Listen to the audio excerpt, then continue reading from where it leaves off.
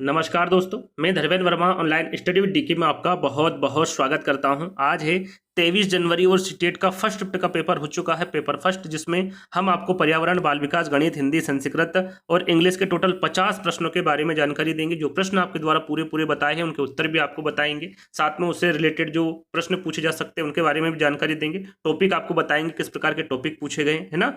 तो 50 प्रश्न ये बच्चों के द्वारा बताए गए, जिन बच्चों के द्वारा प्रश्न बताए गए उनका बहुत बहुत धन्यवाद। आप भी ये काम कर सकते हैं। यहाँ पर एक नंबर शो हो रहा है 9340089205, इसको सेव कर लीजिएगा, व्हाट्सअप नंबर है आपका। एग्जाम जैसे ही हो एग्जाम हॉल से बाहर निकले, जिस प्रकार आज बच्चों के द्वारा बताया गया आप भी बता सकते हैं ना।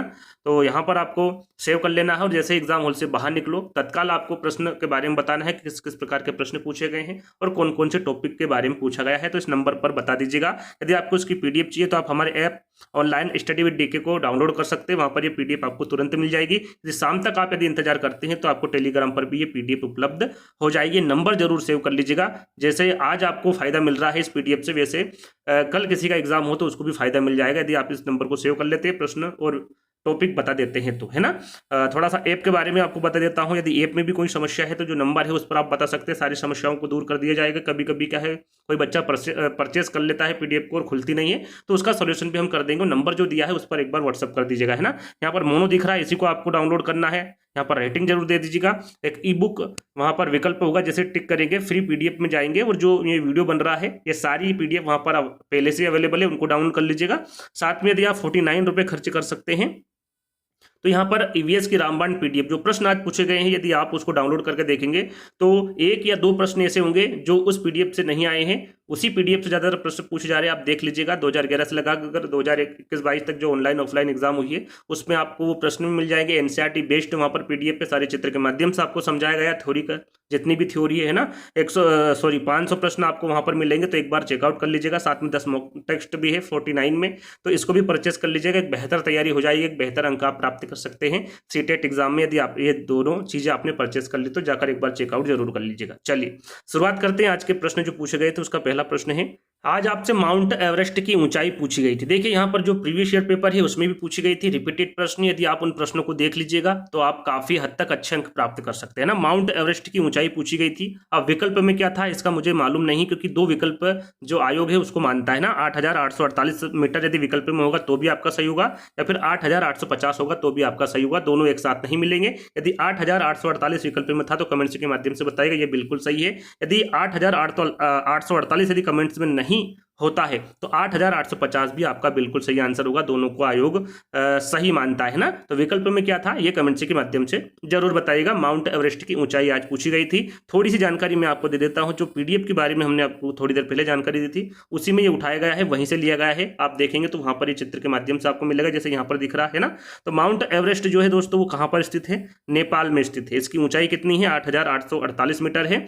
और नेपाल में इसका नाम क्या है, इसको क्या कहा जाता है, सागर माता कहा जाता है। और तिब्बती नाम क्या है इसका, चोमुलुंगमा है ना, इसको तिब्बती नाम इसका, और नेपाल का नाम। दोनों के बारे में आपको पता होना चाहिए, आगे पूछा जा सकता है। साथ में थोड़ी सी और जानकारी दूंगा आपको कि 29 मई 1953 को एडमंड हिलेरी और नेपाली तेंजिंग नोर्गे माउंट एवरेस्ट पर चढ़ने वाले पहले व्यक्ति थे। पहले व्यक्ति के बारे में पूछे, सन पूछे तो 29 मई 1953 होगा। और वो कौन होंगे, तो एडमंड हिलेरी और नेपाली तेंजिंग नोर्गे, है ना। ये नाम याद रखिएगा, आगे पूछा जा सकता है।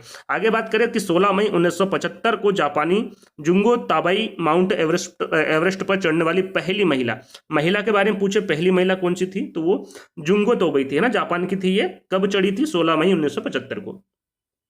आगे हम बात करें तो 20 मई 1965 को अवतार सिंह चीमा माउंट एवरेस्ट पर चढ़ने वाले पहले भारतीय व्यक्ति थे। भारतीय व्यक्ति के बारे में पूछे तो वो कौन है, पहले अवतार सिंह चीमा है, जो कि माउंट एवरेस्ट पर चढ़ने वाले पहले भारतीय थे। कब चढ़े थे, 20 मई 1965 को, है ना। और माउंट एवरेस्ट की चोटी पर सबसे अधिक चढ़ाई का रिकॉर्ड देखिए पूछा गया है ना, लेकिन नाम पूछा गया था। माउंट एवरेस्ट की चोटी पर सबसे अधिक चढ़ाई का जो रिकॉर्ड है वो किसके नाम है, तो वो कामी रीटा के नाम है। कितनी बार चढ़ी है, ये 25 बार चढ़ी है ना। यदि पूछा जाए कि माउंट एवरेस्ट की चोटी पर चढ़ने सबसे अधिक चढ़ने का रिकॉर्ड किसके नाम है, तो वो कामी रीटा के नाम है। कितनी बार चढ़ी है, 25 बार।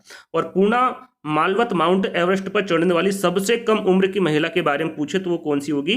पूना मालवत होगी। ये सारी जानकारी उस पीडीएफ में आपको प्राप्त हो जाएगी। साथ में माउंट एवरेस्ट से एक और प्रश्न पूछा गया था बछेंद्री पाल से कि बछेंद्री पाल ने माउंट एवरेस्ट पर पहली बार अपना कदम कब रखा था? यहाँ पर सन पूछा गया था, तो वो रखा था 23 मई 1984 को। कब रखा गया था? 23 मई 1984 को। ये भी वहीं से लिया गया है उस पीडीएफ से, है ना।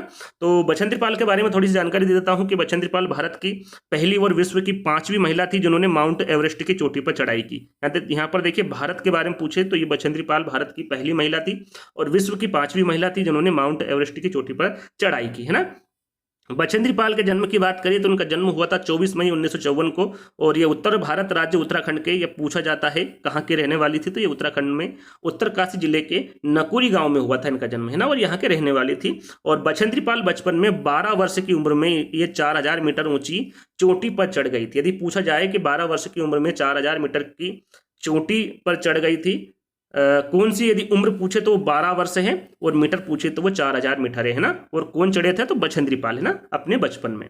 और यहाँ पर जो आज प्रश्न पूछा गया था वो ये था, दोनों प्रश्न पूछे गए थे कब चढ़ी थी, तो 23 मई 1984 को चढ़ी थी 1:07 पर। और पहला कदम जो रखा था उसकी ऊंचाई कितनी थी, है ना, माउंट एवरेस्ट की, तो वो 8848 मीटर थी। ये दोनों प्रश्न आज पूछे गए थे और ये उस पीडीएफ में से ही पूछे गए हैं, तो आप देख लीजिएगा, एक बार चेकआउट कर लीजिएगा।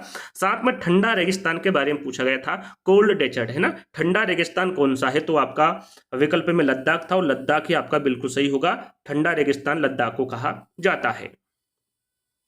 अरब सागर के निकटवर्ती राज्य, देखिए ये कितनी बार मैंने आपको बताया है, जो अभी हाल ही में जितने भी एनालिसिस हमने बताए हैं उसमें ये जो अभी मैं आपको बता रहा हूँ ये पहले भी बता चुका हूँ। यदि आपने देखे हैं तो आपको सारी जानकारी होगी। एक बार फिर दोहरा देता हूँ। देखिए अरब सागर के निकटवर्ती राज्य के बारे में पूछा था तो वो आपका गुजरात, महाराष्ट्र, गोवा, कर्नाटक, केरल, तमिलनाडु है। बच्चों के द्वारा बताया गया कि सर 5 विकल्प, मतलब ये 5 राज्य नहीं थे, 2-3 राज्य पूछे गए थे, लेकिन आपको पता होना चाहिए गुजरात, महाराष्ट्र, गोवा, कर्नाटक, केरल और तमिलनाडु ये सभी के सभी अरब सागर के निकटवर्ती राज्य हैं। और भी यहाँ पर जैसे कि बंगाल की खाड़ी और भी राज्य है जिनके बारे में आपको जानकारी होना चाहिए। तो आगे बात करें तो जो बंगाल की खाड़ी है इसके निकटवर्ती राज्य कौन कौन से है, तो वो आपका पश्चिम बंगाल है, उड़ीसा है, आंध्र प्रदेश है, तमिलनाडु है। जम्मू कश्मीर की हम बात करें तो वो हिमाचल प्रदेश और पंजाब है। मिजोरम के बारे में पूछा गया था हाल ही में, जो प्रीवियस ईयर पेपर है उसमें भी पूछा गया था, त्रिपुरा, असम और मणिपुर ये मिजोरम के निकटवर्ती राज्य है। पंजाब की हम बात करें तो जम्मू कश्मीर, हिमाचल प्रदेश, राजस्थान और हरियाणा ये आपके पंजाब के निकटवर्ती राज्य हैं। उत्तराखंड की बात करें तो हिमाचल प्रदेश और उत्तर प्रदेश है। राजस्थान की बात करें तो पंजाब, हरियाणा, उत्तर प्रदेश, मध्य प्रदेश, गुजरात है। एक वीडियो हमने बनाया था जिसमें 28 जनवरी से अभी तक की जो एग्जाम हुई है उसमें जो प्रश्न पूछे गए हैं वो सारी जानकारी हमने आपको दी थी। पर्यावरण के प्रश्न वहां पर रखे थे, वो सारी जानकारी आपको उस वीडियो के माध्यम से मिल जाएगी, देख लीजिएगा, है ना उस वीडियो को। उसी में से भी बहुत सारे प्रश्न पूछे गए हैं। उत्तर प्रदेश की हम बात करें तो इसमें केंद्र शासित प्रदेश भी है, दिल्ली, हिमाचल प्रदेश, उत्तराखंड, हरियाणा, राजस्थान, मध्य प्रदेश, छत्तीसगढ़, झारखंड, बिहार, नई दिल्ली जो कि एक केंद्र शासित प्रदेश है, ये सभी उत्तर प्रदेश के निकटवर्ती राज्य हैं। मध्य प्रदेश के बारे में पूछा गया था आपसे कि मध्य प्रदेश के निकटवर्ती राज्य कौन कौन से हैं, तो आपके उत्तर प्रदेश है, छत्तीसगढ़ है, महाराष्ट्र है, गुजरात है और राजस्थान है। असम के बारे में यदि पूछा जाता है तो पश्चिम बंगाल है, अरुणाचल प्रदेश है, नागालैंड है, मिजोरम है, मणिपुर है, मिजोरम है, त्रिपुरा है और मेघालय है। ये असम के निकटवर्ती राज्य है। तेलंगाना की पूछे तो छत्तीसगढ़, आंध्र प्रदेश, कर्नाटक और महाराष्ट्र है। गुजरात की बात करें तो गुजरात का आपका राजस्थान, महाराष्ट्र और मध्य प्रदेश है। आंध्र प्रदेश के बारे में पूछा गया था जो आपकी ऑनलाइन एग्जाम चल रही है हाल ही में, तो इसके जो निकटवर्ती राज्य हैं ओडिशा है, छत्तीसगढ़ है, तेलंगाना है, कर्नाटक है और तमिलनाडु है। ये सभी के सभी आंध्र प्रदेश के निकटवर्ती राज्य है।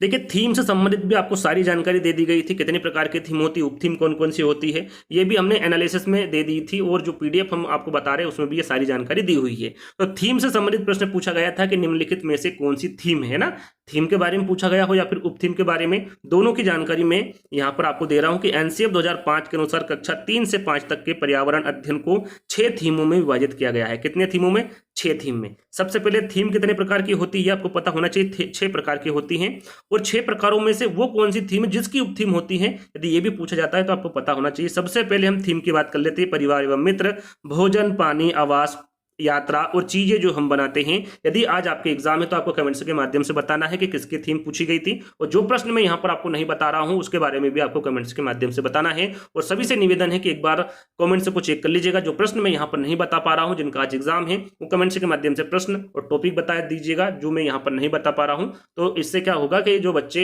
यहाँ पर टॉपिक और प्रश्न को नहीं देख पा रहे वो वहां पर देख सकते हैं ना। तो ये सभी की सभी क्या है, सभी की सभी क्या है, ये थीम है ना। और परिवार एवं मित्र की 4 उप थीम होती। पूछा जाता है कि किसकी उप थीम है, तो परिवार एवं मित्र की है। कितनी है, 4 है। कौन कौन सी है, संबंध, जानवर, कार्य तथा खेल और पौधे। ये 4 प्रकार की थीम है परिवार एवं मित्र की। तो इसके बारे में आपको जानकारी होना चाहिए। चलिए, एक प्रश्न पूछा गया था कि मध्य प्रदेश की राजधानी के सापेक्ष राजस्थान और उत्तराखंड कौन सी दिशा में स्थित है। मध्य प्रदेश की राजधानी क्या है, भोपाल है ना। भोपाल के सापेक्ष राजस्थान और उत्तराखंड की दिशा पूछी गई थी। तो यहां पर देखिए, यदि हम मान ले मध्य प्रदेश है ना, तो मध्य प्रदेश के इधर आपका हो जाएगा राजस्थान और इधर हो जाएगा आपका उत्तराखंड है ना। तो दोनों के यदि हम देखें तो राजस्थान जो होगा आपका उत्तर पश्चिम होगा और जो उत्तराखंड होगा वो उत्तर पूर्व में होगा। बच्चों के द्वारा बताया गया कि सर इस प्रकार के विकल्प नहीं पूछे गए थे, विकल्प पूर्व, पश्चिम, उत्तर, दक्षिण इस प्रकार के थे। तो यदि आप देखेंगे तो उत्तर यहाँ पर कॉमन, यदि हम ये हटा देते हैं तो पूर्व पश्चिम या फिर पश्चिम पूर्व आपका इसका सही आंसर होगा। इस प्रकार से विकल्प होंगे तो ये भी आपका सही आंसर हो सकता है। चलिए, एक प्रश्न पूछा गया था कि दिल्ली से जयपुर और देहरादून किस दिशा में है। दिल्ली से जयपुर और देहरादून, देखिए जयपुर किस में आता है, आपका राजस्थान में आता है, और देहरादून किस में आता है, आपका उत्तराखंड में आता है। यदि आप मैप में देखेंगे, यदि हम यहाँ पर दिल्ली मान ले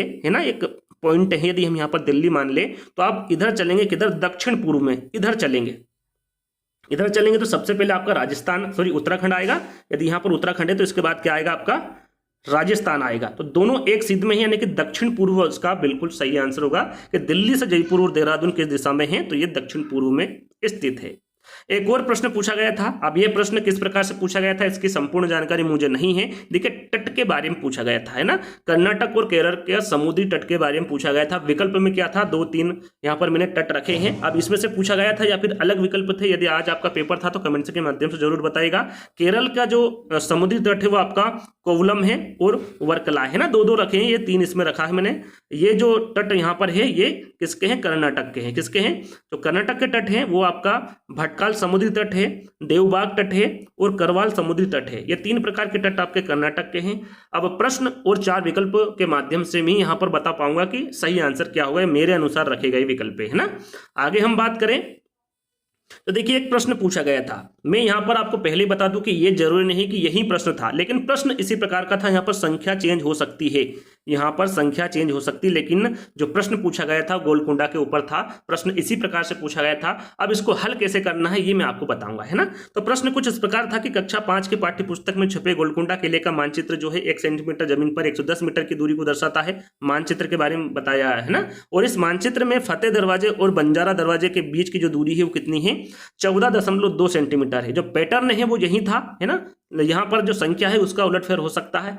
तो जमीन पर इन दोनों दरवाजों के बीच कम से कम दूरी कितनी होगी। तो प्रश्न यदि इस प्रकार का आता है तो आपको कुछ नहीं करना है। जो यहाँ पर दिया हुआ है ना, कितना दिया हुआ, 1 सेंटीमीटर बराबर 110 मीटर दिया हुआ है। तो इसका क्या करना है, आपको इन दोनों को गुना कर देना है। 14, थोड़ा सा मैं लिख नहीं पाऊंगा सही से, तो 14.2 इंटू 110 है ना करना है। तो आपका क्या आएगा निकल के 1562 आएगा। कितना आएगा, 1562 आएगा। ये 1562 किस में आएगा, आपका मीटर में आएगा। किस में आएगा, मीटर में। अब यहाँ पर किलोमीटर में विकल्प जो दे रखा होगा आपको, किलोमीटर में दे रखा होगा। तो इसको कैसे हल करेंगे, आपको पता होना चाहिए कि 1 किलोमीटर में कितने मीटर होते हैं। तो 1000 मीटर होते हैं। कितने होते हैं, 1000 मीटर होते हैं। तो हमें 1562 में किसका भाग दे देना है, 1000 का। तो हमें किलोमीटर पता चल जाएगा। तो यहाँ पर नीचे 3 जीरो लगी है, तो 3 जीरो बाद हम यहाँ पर दशमलव लगा देंगे। तो 1.562 आपका बिल्कुल करेक्ट आंसर होगा।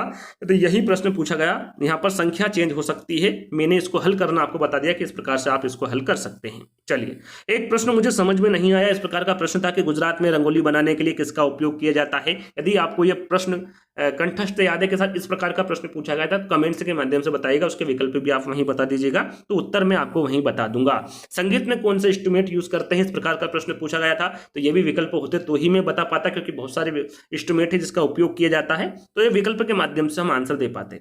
चलिए, अब यहाँ पर टॉपिक की बात कर लेते हैं। तो एनसीएफ 2005, आज एनसीएफ से बहुत ज्यादा प्रश्न पूछे गए हैं, सभी विषय में 2-2, 3-3 प्रश्न सारे विषय में पूछे गए हैं। एनईपी से पूछे गए हैं, भोजन से एक प्रश्न पूछा गया था, भोजन का कौन सा प्रश्न था इसकी जानकारी मुझे नहीं है, यदि आपको पता है तो कमेंट्स के माध्यम से जरूर बताइएगा। गोलकुंडा किला, जैसा कि मैंने आपको बताया, प्रश्न मेरे अनुसार रखा है वहां पर, फिर बता रहा हूं, कमेंट्स में ये मत कीजिएगा कि सर ये प्रश्न नहीं आया था, ये प्रश्न नहीं आया था। आपको यदि प्रश्न पता है तो जानकारी जरूर दीजिएगा कि सर इस प्रकार का प्रश्न आया था, तो ही वहां पर बताइएगा सर ऐसा प्रश्न नहीं आया था, इस प्रकार का आया था, ऐसा आप वहां पर बता सकते हैं ना। बहुत सारे बच्चे ज्ञान बहुत देते हैं लेकिन प्रश्न कोई नहीं बताता है, तो आपको ज्ञान नहीं देना है, आपको प्रश्न बताना है, टॉपिक वहां पर बताना है। बाल विकास की बात करें तो प्याजे से संबंधित 2 से 3 प्रश्न पूछे गए थे, वाइगोत्स्की से डेली प्रश्न पूछे जा रहे हैं, कोहलबर्ग, इन दोनों तीनों को तो घोल के पी जाइए, सबसे ज्यादा प्रश्न पूछे जा रहे हैं, है ना। वृद्धि एवं विकास से प्रश्न पूछा गया था, अच्छा लड़का अच्छे लड़के जेंडर से प्रश्न पूछा गया था, ब्रूनर से संबंधित प्रश्न पूछा गया था, पठन विकास से डेली एक प्रश्न पूछा जा रहा है, कहीं कहीं 2 प्रश्न भी पूछे जा रहे हैं, कहीं कहीं हर विषय में एक प्रश्न डाल दिया जाता है। तो आपको जितने भी विकार हैं उनको अच्छे से याद कर लेना है, उन पर भी एक वीडियो हमने प्रॉपर्ली बनाई हुई है। जैसे कि अभी हमने बताया था अच्छा लड़का अच्छे लड़के जेंडर, रूढ़िवादिता से एक संबंधित प्रश्न पूछा गया था, आज स्टीफन क्रेसन से संबंधित भी प्रश्न पूछा गया था, वंशानुगत और वातावरण से पूछा गया था, है ना, शायद इसमें अंतर पूछा गया हो या फिर कुछ भी प्रश्न पूछा गया था, लेकिन वंशानुगम और वातावरण से पूछा गया था।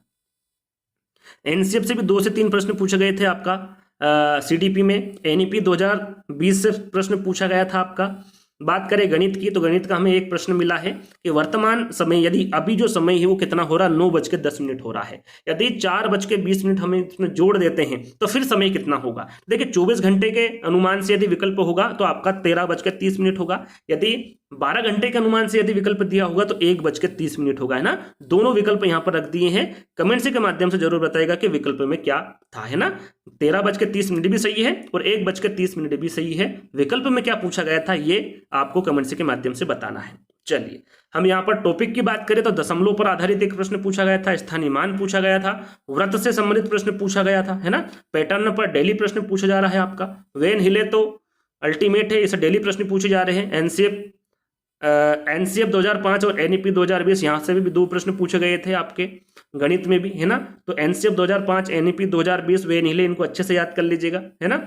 और बात करें यहाँ पर हिंदी की तो हिंदी में जो गद्यांश पूछा गया था वो आपका तमिलनाडु से था, कविता जो थी धुंध से था, है ना। अब गद्यांश और कविता में जो प्रश्न पूछे गए थे उनकी बात कर लेते हैं। अत्यंत का संधि विच्छेद पूछा गया था, अत्यंत का संधि विच्छेद क्या होता है, तो अति प्लस अंत होता है। संधि विच्छेद क्या होता है, अति प्लस अंत होता है, छोटी ई की मात्रा यहां पर अति में लगेगी, ये ध्यान देना है।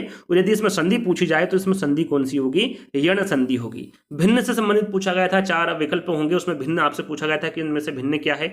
अलंकार से एक प्रश्न पूछा गया था, अब अलंकार कौन सा था इसके बारे में मुझे जानकारी नहीं है।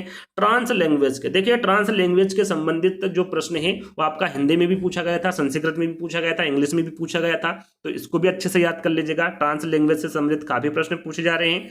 बहुभाषिकता से प्रश्न पूछा गया था, आकलन से आज प्रश्न पूछा गया था। एनसीएफ 2005 और एनईपी 2020, इससे तो हर विषय में और हर शिफ्ट में प्रश्न पूछे जा रहे हैं, इसको तो अच्छे से याद कर लीजिएगा, चाहे आप फर्स्ट शिफ्ट का पेपर दे रहे हो या फिर सेकंड शिफ्ट का, दोनों में एनसीएफ 2005 और एनईपी 2020 से प्रश्न पूछे ही जा रहे हैं। इंग्लिश की हम बात करें तो जो पैसेज पूछा गया था वो पशु पक्षी पर आधारित प्रश्न पूछा गया था, जो पैसेज था वो, है ना। ट्रांस लैंग्वेज जैसा कि हमने आपको बताया, सभी आज सभी जो लैंग्वेज है आपकी, चाहे वो संस्कृत हो, इंग्लिश हो, है ना, हिंदी हो, सभी में ट्रांस लैंग्वेज से संबंधित प्रश्न पूछे गए थे।